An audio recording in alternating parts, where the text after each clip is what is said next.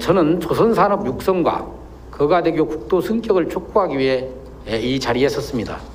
먼저 대우조선 기업 결합 무산 이후 미래 조선산업의 육성에 대하여 말씀드리겠습니다.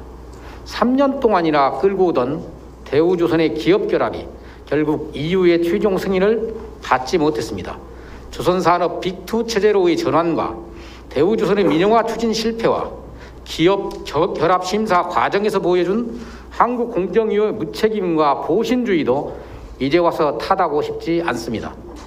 그동안 대우조선 합병을 추진하면서 3년 가까운 세월 동안 친환경 미래 선박 기술 개발에 집중하지 못하고 아까운 시간을 흘려보낸 것은 물론 현대중공업의 대우조선의 원가 구조와 영업력, 특허 리스트, 메이커 리스트 등 핵심 정보가 노출되었다는 우려의 목소리도 높습니다. 그러나 분명한 것이 있습니다.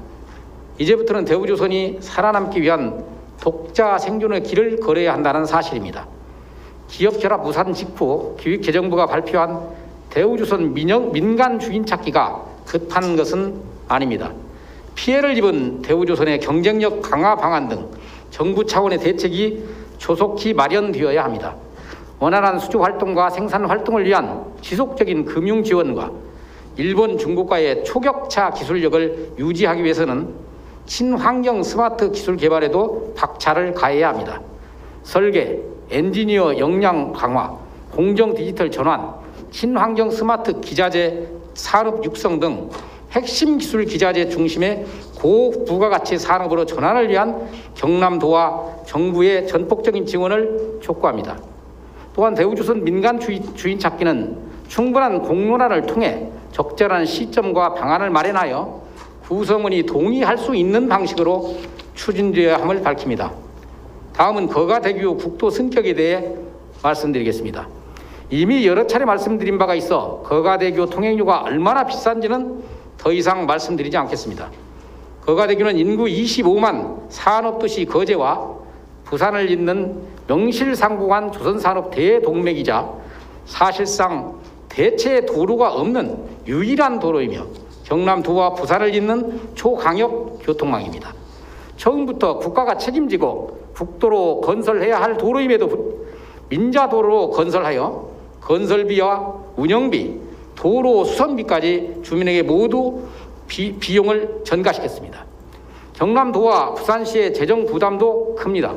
2017년부터 5년 동안 거가대교 비용 보전금으로 지출한 금액이 2,746억이며 매년 560억의 재정 부담을 감당해 오고 있습니다. 기준금리의 인상으로 더 이상 금리 조정 여력이 없는 상황에서 기존의 비용 보전금의 통행료 인하 재정 부담까지 경남도와 부산시에 요구할 수는 없는 노릇입니다. 국도 민자도로는 국가가 나서서 통행료를 인하해주고 있습니다. 국토교통부는 동일 서비스, 동일 요금을 목표로 2018년 서울, 춘천 간 수원, 광명 간 민자고속도로 통행료를 재정도로의 1.5배 수준으로 인하하였습니다. 또한 재정고속도로 대비 2.98배인 인천대교와 2.28배인 영종대교의 통행료를 금년 12월까지 재정고속도로 수준으로 낮추는 방안을 추진하고 있습니다. 경남도는 2019년부터 국토부에 거가대교 국도 승격을 꾸준히 건의해 왔으나 민자가 해소되지 않았다는 이유로 거부해 왔습니다. 도로 개통으로 얻은 편익 대가는 11년 동안 겪은 주민들의 고통으로 충분합니다.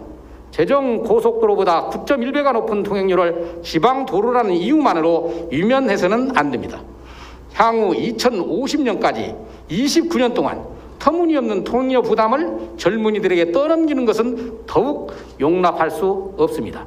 이제라도 산업계의 물류 비용과 동남권 메가시티의 성공적 추진은 물론이고 주민의 통행료 부담을 줄이도록 거가대교를 국도로 전환시켜 국가의 책임을 다할 것을 정부에 강력히 촉구합니다. 오늘 본의회에 상정될 거가대교 국도 승격 대정부 건의안 부산시 의회와 공동으로 추진하고 있습니다. 선배 동료 의원님들의 적극적인 협조를 요청드립니다. 감사합니다.